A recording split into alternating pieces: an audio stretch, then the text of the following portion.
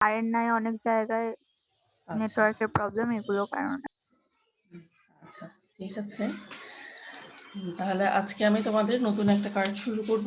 হ্যাঁ, renal biochemistry. তোমরা renal সিস্টেমের বেশিরভাগ জিনিসগুলো পড়েছো কি ফিজিওলজিতে, তাই না? রেনাল বায়োকেমিস্ট্রির যেটুকু অংশ পড়াবো ওইটাও অ্যাকচুয়ালি ফিজিওলজি বই থেকেই। হ্যাঁ, মেইনলি আমি জ্ঞানস রিভিউ অফ মেডিকেল ফিজিওলজি এই বইটা থেকে বেশিরভাগ কালেক্ট করেছি। হ্যাঁ, এখান থেকে পড়েছি, তোমরা সেখান থেকেও পড়বা। আর কিছু টুকটাক জিনিস এটা ওটা বই থেকে হয়তো টুকটাক এটা লাগবে। মেইনলি তোমরা হচ্ছে জ্ঞান ফিজিওলজিতে ওটা ওটাকে বেস করে এই সিস্টেমটা পড়বা আর কি, রেনাল বায়োকেমিস্ট্রিটা। আচ্ছা, একটু রিক্যাপিচুলেট করি। তোমরা তো অ্যানাটমিতে পড়েছো, ফিজিওলজিতে পড়েছো কিডনি সম্পর্কে।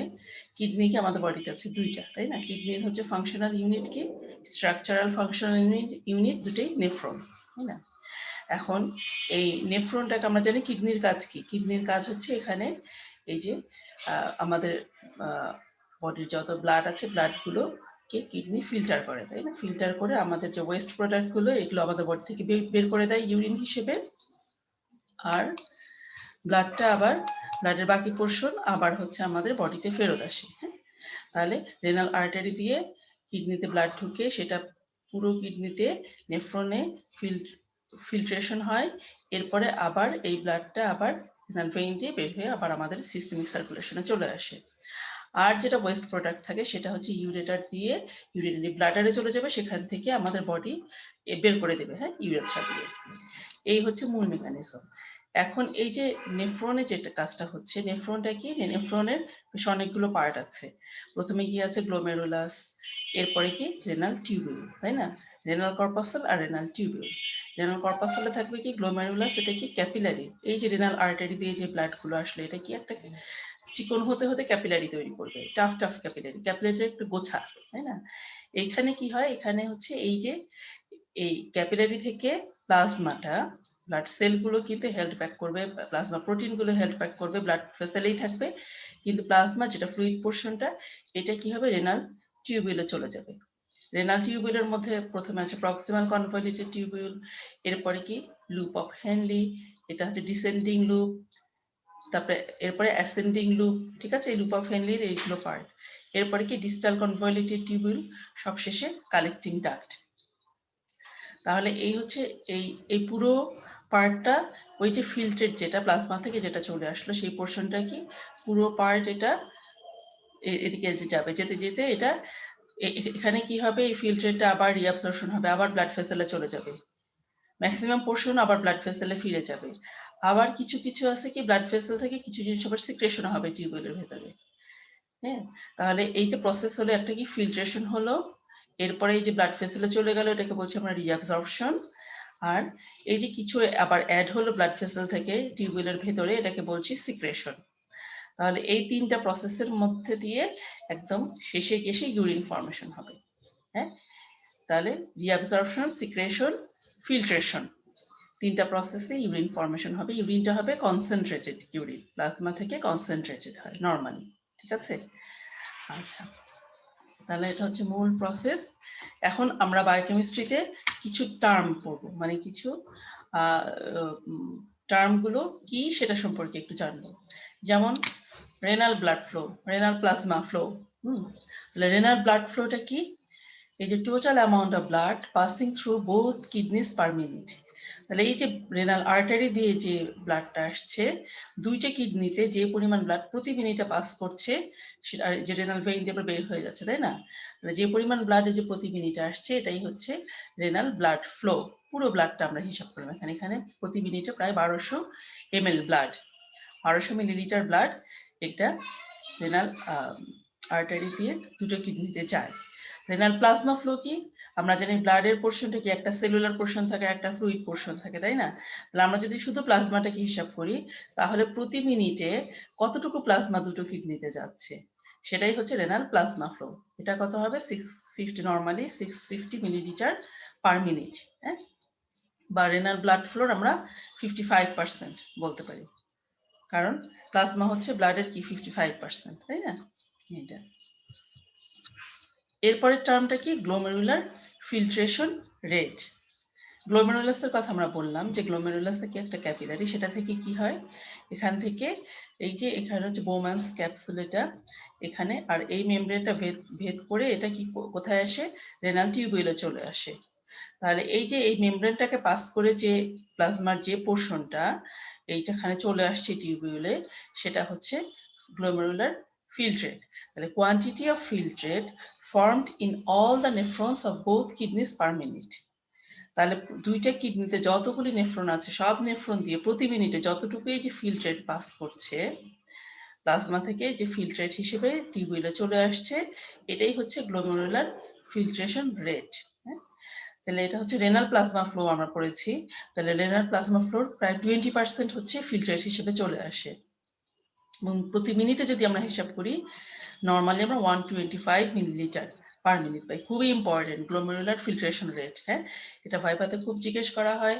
জিএফআর আমরা এটাকে অ্যাব্রিভিয়েশন করে বলি জিএফআর। হ্যাঁ, জিএফআর কত, 125 মিলিলিটার পার মিনিট। আর যদি ডেইলি হিসাব করি 180 লিটার পার ডে। তাহলে আমাদের প্লাজমা কি কতটুকু থাকে, 5 থেকে 6 লিটার। এটা তাহলে পুরো প্লাজমাটা কতবার তাহলে কিডনি দিয়ে পাস করে, চিন্তা করে দেখো যে ডেইলি 180 লিটার পার ডে হচ্ছে গ্লোমেরুলার ফিল্ট্রেট তৈরি হয়। হ্যাঁ, ডেইলি। আচ্ছা, এই যে ফিল্ট্রেট হিসেবে আসে এটার কিন্তু সবটুকু কিন্তু ইউরিন হয় না, ম্যাক্সিমাম পোর্শন 99%-এর বেশি এটা আবার এটা সার্কুলেশনে ফিরে যায় ওই যে রিঅ্যাবজর্পশন প্রসেসে। হ্যাঁ, আবার সার্কুলেশনে ফিরে যাবে। আর মাত্র 1 থেকে 2 লিটার সেটা ইউরিন হিসেবে আমাদের বডি থেকে আউট হয়ে যায়। হ্যাঁ, তাহলে এটা হচ্ছে জিএফআর। এখন আসো প্লাজমা লোড। প্লাজমা লোডটা কি, plasma load of A substance refers to the total amount of that substance in the plasma which passes through the kidney in each minute. তাহলে আমাদের প্লাজমাতে কি কি আছে, ধরো গ্লুকোজ আছে, সোডিয়াম আছে, পটাশিয়াম আছে, তাই না, বিভিন্ন ইলেকট্রোলাইটস গুলো আছে, ক্রিয়েটিনিন আছে, যেটাই থাকুক না কেন ওই প্লাজমার, এই যে প্লাজমা যখন যায় কিডনি দিয়ে পাস করে তখন তো একা একা পাস করে না, তাই না, এর সবগুলো কন্টেন্ট নিয়ে পাস করে।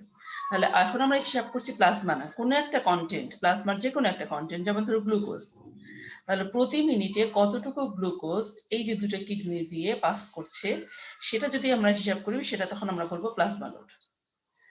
তাহলে প্রতি মিনিটে এই যে প্লাজমা যাচ্ছে সে কতটুকু গ্লুকোজকে নিয়ে যাচ্ছে সেটা হচ্ছে বলবো প্লাজমা লোড, গ্লুকোজের প্লাজমা লোড। তাহলে কিভাবে আমরা হিসাব করি, গ্লুকোজ প্লাজমাতে কতটুকু থাকে, 100 মিলিগ্রাম পার ডেসিলিটার, তাই না, ডেসিলিটার মানে কি 100 ml। তাহলে 100 মিলিগ্রাম পার 100 ml থাকবে গ্লুকোজ প্লাজমাতে। তাহলে আর 1 মিনিটে আমরা জানি প্লাজমা কত, 65 ml প্লাজমা কিডনিকে পাস করে, তাই না, প্লাজমা ফ্লো হচ্ছে 65 ml। তাহলে 65 ml এ কতটুকু গ্লুকোজ থাকবে, 65 মিলিগ্রাম গ্লুকোজ থাকবে। তাহলে প্রতি মিনিটে 65 মিলিগ্রাম গ্লুকোজ এটা হচ্ছে কিডনি দিয়ে পাস করছে। তাহলে এই 65 মিলিগ্রাম হচ্ছে গ্লুকোজের plasma load. Plasma load of glucose হচ্ছে 65 মিলিগ্রাম। এরকম যে কোনো সাবস্টেন্স আমরা যদি প্লাজমা কনসেন্ট্রেশন বের করি তাহলে সেখান থেকে আমরা বের করে ফেলতে পারবো যে সেটার প্লাজমা লোড কত, কিডনি দিয়ে সেই সাবস্টেন্সটা কতটুকু যাচ্ছে। ঠিক আছে, তাহলে প্লাজমা দিয়ে যখন সেটা সেই কন্টেন্টটা গেল সেটাকে আমরা বলছি প্লাজমা লোড।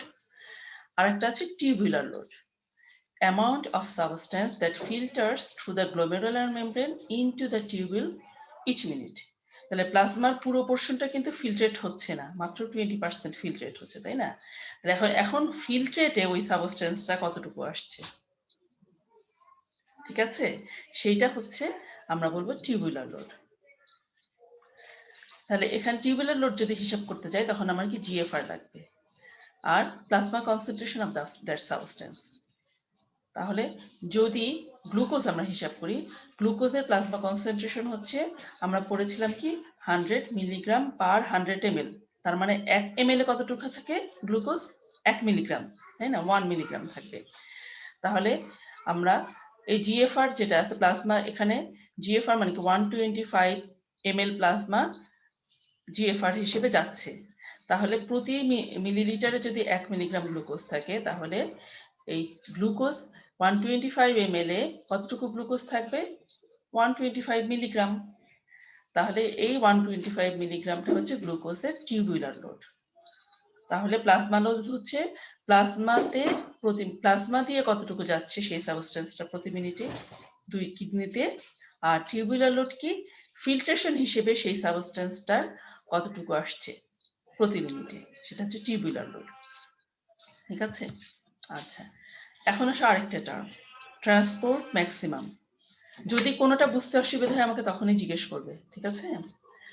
তাহলে ট্রান্সপোর্ট ম্যাক্সিমাম, এটা দেখো, transport maximum refers to the point at which increases in concentration of a substance do not result in an increase in movement of a substance across a cell membrane.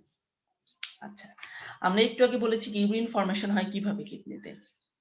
একটা হচ্ছে filtration.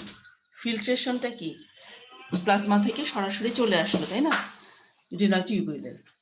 আর একটা process কি reabsorption, তখন কিন্তু renal টিউবুলে যে ওয়াল থাকে সেই ওয়ালটাকে pass করে এটাকে টিউবুল থেকে ব্লাডে চলে যেতে হবে সাবস্টেন্সকে, তাহলে এটা একটা ওয়াল দিয়ে সেল মেমব্রেনকে ক্রস করতে হবে, তাই না, এই রিঅ্যাবজর্পশন প্রসেসটা চলার জন্য। আর একটা ছিল সিক্রেশন প্রসেস। সিক্রেশনটা কি, এটা হচ্ছে প্লাজমাতে থাকবে, প্লাজমা থেকে রেনাল টিউবুলে এই যে সেল মেমব্রেনটাকে ক্রস করে রেনাল টিউবুলে চলে আসবে, এটা হচ্ছে সিক্রেশন। তাহলে এখানে ট্রান্সপোর্ট ম্যাক্সিমাম আমরা হিসাব করব কখন, আমাদের তখন এই দুটো জিনিস মাথায় রাখতে হবে, রিঅ্যাবজর্পশন আর সিক্রেশন, হ্যাঁ, নট ফিল্ট্রেশন। ঠিক আছে?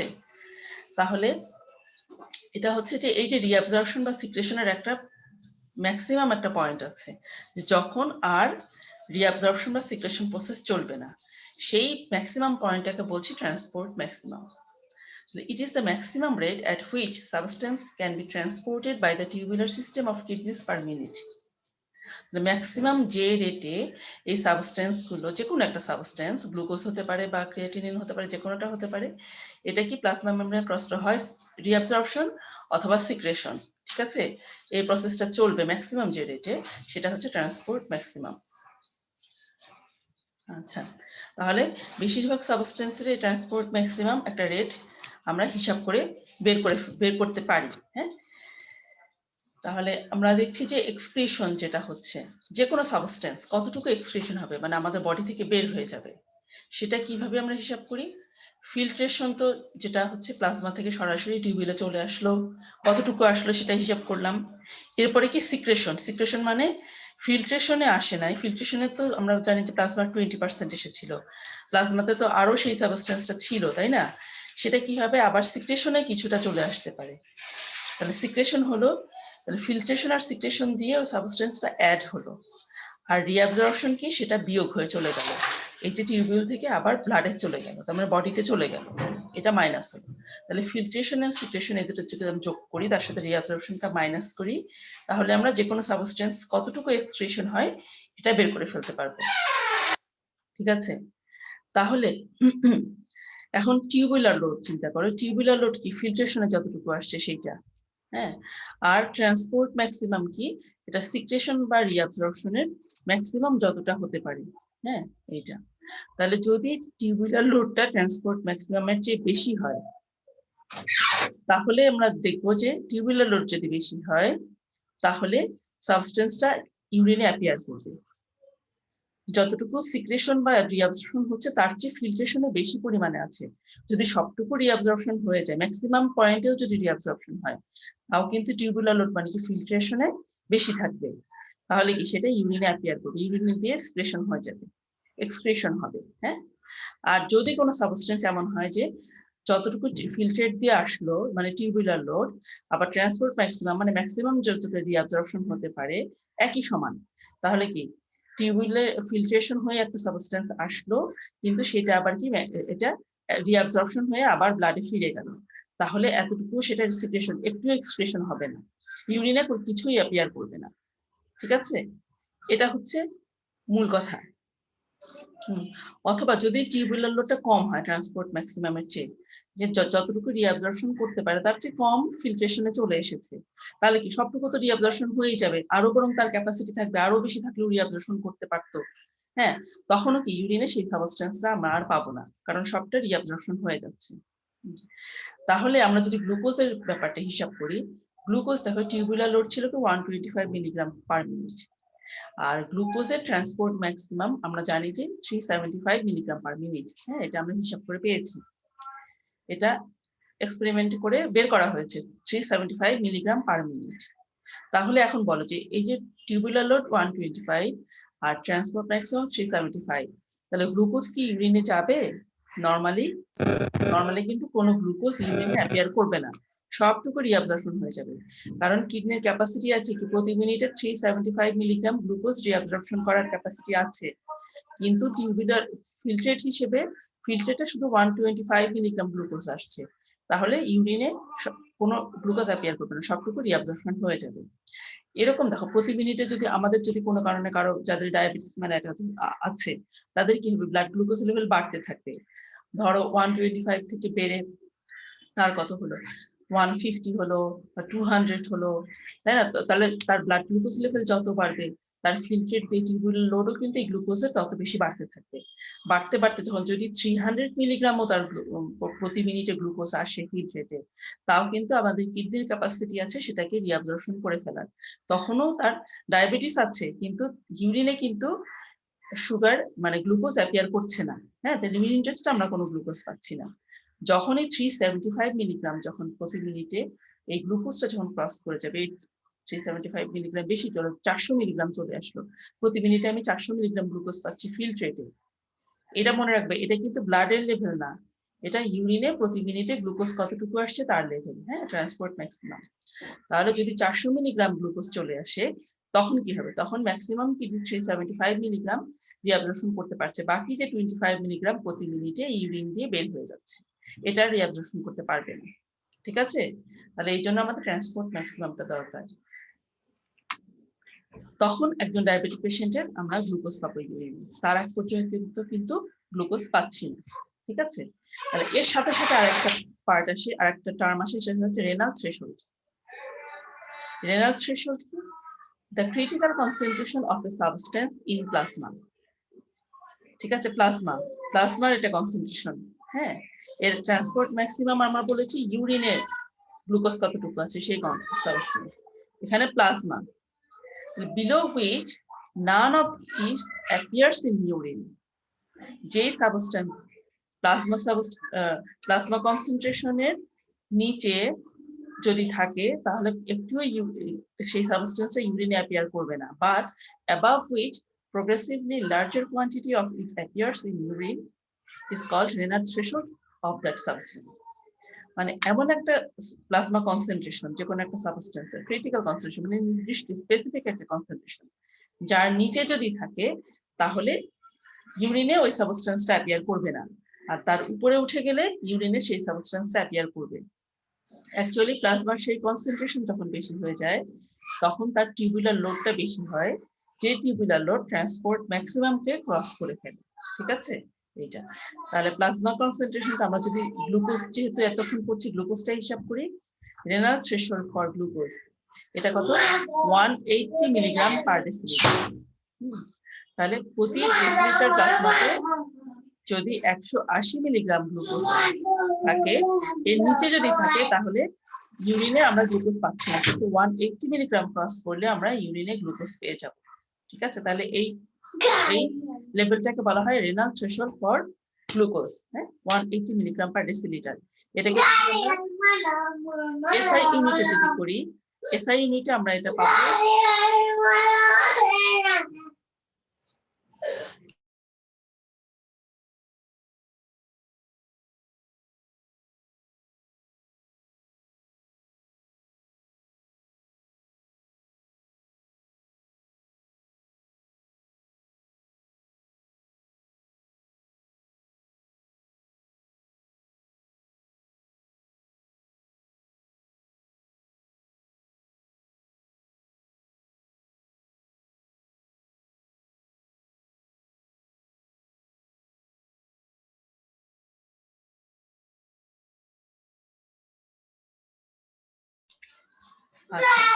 তাহলে রেনাল থ্রেশহোল্ড আমরা পেয়েছি এটাকে 180 মিলিগ্রাম পার ডেসিলিটার। আর যদি এটা আমরা এসআই ইউনিট, সিস্টেম ইন্টারন্যাশনাল ইউনিটে যদি কনভার্ট করি, আমরা এখন যে ইউনিটে আমরা ব্লাড গ্লুকোজ লেভেল মেজার করি, সেটা কি, সেটা হচ্ছে মিলিমোল পার লিটারে। হ্যাঁ, তখন আমরা এটা পাবো 10 মিলিমোল পার লিটার। ঠিক আছে, 10 মিলিমোল পার লিটার। এটা ক্রস যদি করে তাহলে আমরা ইউরিনে গ্লুকোজ পেয়ে যাব। হ্যাঁ, তাহলে renal threshold for glucose 180 milligram per decilitre অথবা 10 মিলিমোল পার লিটার। আচ্ছা, এখন আসো প্লাজমা ক্লিয়ারেন্স। প্লাজমা ক্লিয়ারেন্স এটার আরেকটা নাম হচ্ছে রেনাল ক্লিয়ারেন্স। ঠিক আছে, তাহলে plasma clearance of A substance is the virtual volume of plasma that is completely cleared of that substance by the kidneys per minute. তাহলে কোন একটা এটা কি বলছে, ভার্চুয়াল ভলিউম অফ প্লাজমা, মানে অ্যাকচুয়াল ভলিউম না। আমাদের প্লাজমা তো কোন একটা সাবস্টেন্স থেকে কমপ্লিটলি ক্লিয়ার্ড অ্যাকচুয়ালি হয় না, তাই না? যেমন গ্লুকোজ যদি আমাদের প্লাজমা থেকে বের হয়, এটা আমরা ক্লিয়ারেন্স যখন হিসাব করছি সাধারণত ক্রিয়েটিনিন যদি বলি, ক্রিয়েটিনিন তো একটা ওয়েস্ট প্রোডাক্ট, তাই না? আমাদের বডি থেকে বের হয়ে যাবে। এটা কিন্তু এমন না যে আমাদের 5 ml প্লাজমা থেকে এখন ক্রিয়েটিনিন বের হলো, এরপরে বাকি 5 ml থেকে এখন বের হলো, তেমন না। পুরো প্লাজমা থেকে কনসেন্ট্রেশন কমতে থাকে, তাই না? তাহলে এটা এর জন্য বলছি যে আমরা যদি হিসাব করতাম, যদি এমনটা হতো যে এই এখন 5 ml থেকে বের হলো, এখন 5 ml থেকে বের হলো, তাহলে মানে যে পরিমাণ ক্রিয়েটিনিন বের হয় সেটা যদি আমরা প্লাজমা কনসেন্ট্রেশনে হিসাব করি যে এতটুকু প্লাজমা ক্লিয়ার হয়ে যাচ্ছে, এতটুকু করি, তাহলে আমরা এই ওটাকে বলছি প্লাজমা ক্লিয়ারেন্স। যেন plasma clearance of substance is the virtual volume of plasma that is completely cleared of that substance by the kidneys per minute. প্রতি মিনিটে ওই সাবস্টেন্সটা যতটুকু বের হচ্ছে সেই সাবস্টেন্সে অ্যাকচুয়ালি প্লাজমা কতটুকু প্লাজমার ভিতরে ছিল, হ্যাঁ, সেটাই হচ্ছে প্লাজমা ক্লিয়ারেন্স। এটা আমরা মিলিলিটার পার মিনিট দিয়ে হিসাব করি, এবং যখন আমরা এটা ক্যালকুলেট করব তখন আমাদের কয়েকটা জিনিস লাগবে। একটা হচ্ছে ইউরিনারি কনসেন্ট্রেশন। ঠিক আছে, ওই সাবস্টেন্সের ইউরিনে কতটুকু কনসেন্ট্রেশন আছে, প্লাজমা কনসেন্ট্রেশন লাগবে। ম্যাম সাউন্ড অনেক আস্তে হচ্ছে। আচ্ছা, এখন কি একটু জোরে শোনা যায়? হয়তো নেটওয়ার্কের প্রবলেমের জন্য। না ম্যাম, আগের মতন।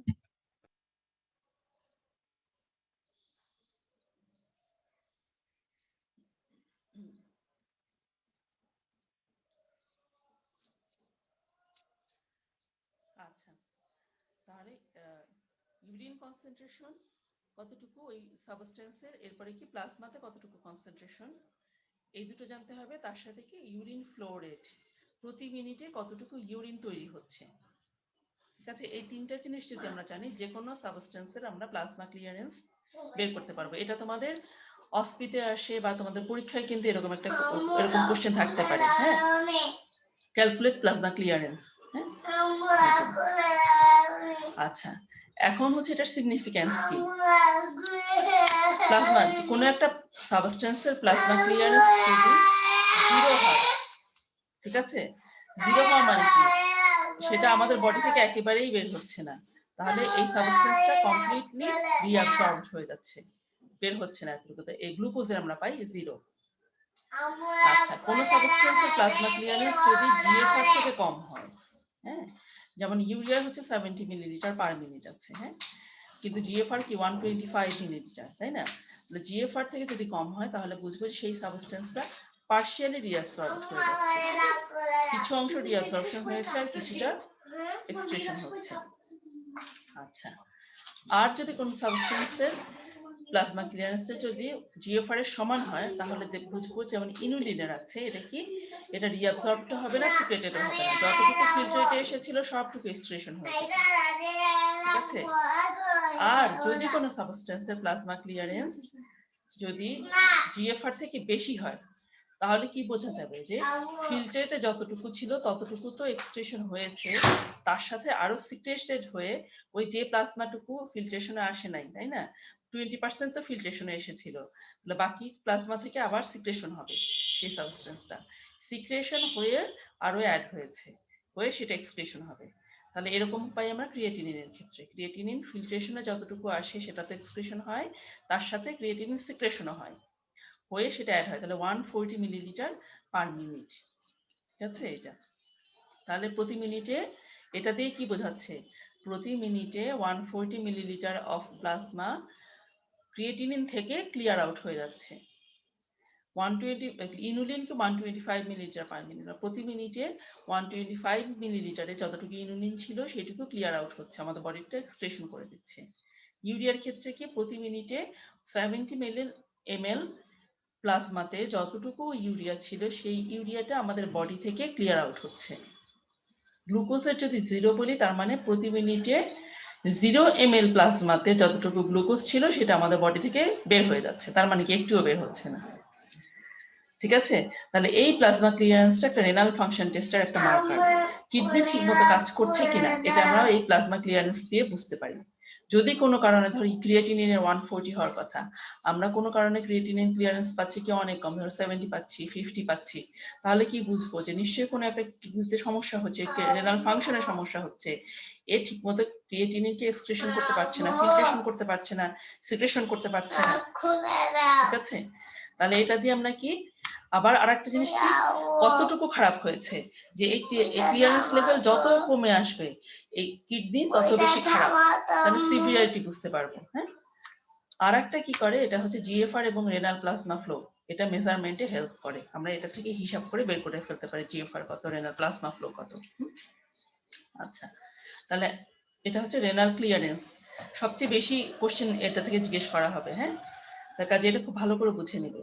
এখন আসে অসমোলার ক্লিয়ারেন্স, একদম একই রেনাল ক্লিয়ারেন্সের মতনই, প্লাজমা ক্লিয়ারেন্সের মতন।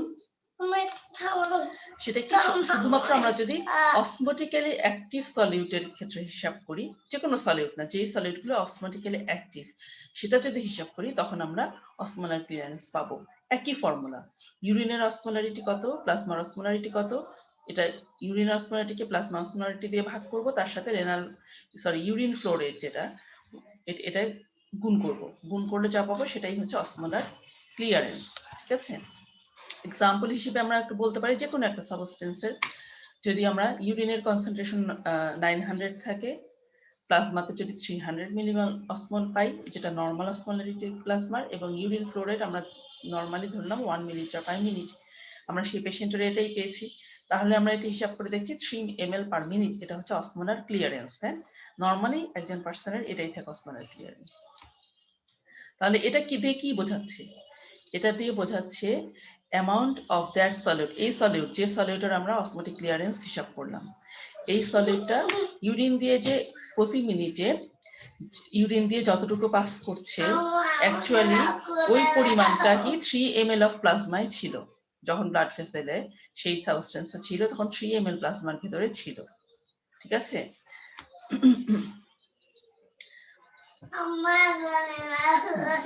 এরপরে আরেকটা হচ্ছে free water clearance. Free water ক্লিয়ারেন্সটাকে ডিফারেন্স বিটুইন ওয়াটার এক্সপ্রেশন বা ইউরিন ফ্লো রেট, যেটা আমরা 1 পেলাম, তাই না, নরমালি 1 পেয়েছি যে প্রতি মিনিটে 1 ml ইউরিন তৈরি হয়, এন্ড অসমোলার ক্লিয়ারেন্স, এই যে অসমোলার ক্লিয়ারেন্স পেলাম, এই দুটোর ডিফারেন্স। তাহলে কি এটা হচ্ছে ফর্মুলা যদি আমরা করি ভি মাইনাস অসমোলার ক্লিয়ারেন্স, এটা কি বোঝায়, এটা হচ্ছে যে এই অসমোলার ক্লিয়ারেন্সটা কি ছিল, এটা ছিল যে এই অসমোলার ক্লিয়ারেন্সটা, এটা আমরা যতটুকু পাচ্ছি, যত ml পাচ্ছি, অ্যাকচুয়ালি এই পোরশনটা ওই 3 ml প্লাজমার মধ্যে ছিল, আর ভলিউম হচ্ছে ইউরিনের ফ্লো রেট। হ্যাঁ, এখন হচ্ছে এটাই রিপ্রেজেন্ট করবে যে ফ্রি ওয়াটার কতটুকু আমাদের বডি থেকে এক্সক্রিট হচ্ছে, এটা রিপ্রেজেন্ট করে। যদি এটা পজিটিভ হয়, ফ্রি ওয়াটার ক্লিয়ারেন্স যদি পজিটিভ হয়, তখন কি হবে, এক্সেস ফ্রি ওয়াটার আমাদের বডি থেকে বের হয়ে যাচ্ছে, তাহলে কি মানে ইউরিনটা বেশি হবে, ইউরিন তৈরিটা বেশি হচ্ছে, এই প্লাজমাতে যতটুকু ছিল অসমোলার ক্লিয়ারেন্সের চাইতে ইউরিন তৈরিটা বেশি হচ্ছে, এটা হচ্ছে পজিটিভ হবে। তার মানে কি ইউরিনটা হবে হাইপোটনিক, ফ্লুইড পোরশনটা বেশি আছে এন্ড ডাইলুটেড। আর যদি এই ফ্রি ওয়াটার ক্লিয়ারেন্স যদি নেগেটিভ হয়, নেগেটিভ হলে মানে কি সি অসমোল, এটা বেশি হবে, অসমোটিক ক্লিয়ারেন্সটা বেশি হবে, এই ভ্যালুটা যখন বেশি থাকবে তখন কি হবে, আমাদের ফ্রি ওয়াটার গুলো রিঅ্যাবজর্পশন হয়ে যাচ্ছে, ইউরিনটা কি হচ্ছে কনসেন্ট্রেটেড, ইউরিন হচ্ছে হাইপারটনিক ইউরিন ফর্মেশন হচ্ছে। নর্মাল অ্যাডাল্টের যদি আমরা হিসাব করি, এটা ভলিউম হচ্ছে 1, নর্মালি ইউরিন ফ্লো রেট 1 থাকে এবং এই অসমোলার ক্লিয়ারেন্স হচ্ছে 3, তাহলে আমরা নর্মালি কি -2 পাচ্ছি ফ্রি ওয়াটার ক্লিয়ারেন্স। হ্যাঁ, এটাতে কি বোঝায়, যদি এটা নর্মাল কি, নর্মালে আমাদের যদি এই যে ইউরিন, এটা কালোটা দিয়ে আমরা ইউরিন যদি বুঝাই, তাহলে কি ইউরিনে যতটুকু সলিউট আছে এটা যদি অসমোটিক মানে অসমোটিক্যালি যদি প্লাজমার মতো হতো, অসমোলার হতো, আইসো অসমোলার হতো বা আইসোটনিক হতো, তাহলে কি এই যে ডটেড যে লাইন এই পরিমাণ আমার ওয়াটার লাগতো। এই পুরোটা যদি ইউরিন তৈরি হতো তাহলে আমার এটা আইসোটনিক হতো। হ্যাঁ, কিন্তু এটা হচ্ছে কি অল্প একটু ইউরিনের মধ্যে। তাহলে এই জন্য এটা কি এই পোর্শনটা, এই যে সাদা পোর্শনটা, এটা হচ্ছে free water, negative free water clearance. এইটুকু নাই, ওয়াটার নাই, ঠিক আছে। তাহলে ইউরিনটা আমি পাচ্ছি কনসেন্ট্রেটেড। যদি আইসোটনিক হতো তাহলে তো একই প্লাজমার মতো। আর হাইপোটনিক কখন হবে? যখন ইউরিন ভলিউম অনেক বেশি হবে, ফ্রি ওয়াটার ক্লিয়ারেন্স অনেক বেশি হবে। নরমালি অসমোলারিটি এই যে ইউরিনে যতটুকু সলিউট আছে সেটা এই যে ডটেড লাইন পর্যন্ত যদি ফ্লুইডে থাকতো তাহলে সেটা আইসোটনিক হতো, কিন্তু ফ্লুইড অনেক বেশি আছে, কাজে এই ইউরিনটা আমরা পাচ্ছি হাইপোটনিক ইউরিন, ঠিক আছে। আচ্ছা, তাহলে আজকে এতটুকুই থাক। এর পরের দিন আমরা অ্যাসিডিফিকেশন অফ ইউরিনটা পড়ব। হ্যাঁ, আজকে যে টার্মগুলো তোমাদেরকে বললাম এই টার্মগুলো তোমরা আবার পড়বে, একটু বই খুলে নিয়ে পড়বে এবং প্রত্যেকটা টার্ম মুখস্থ না, একটু বোঝার চেষ্টা করবে, ঠিক আছে। তাহলে আজকে এতটুকুই থাক, নেক্সট ক্লাস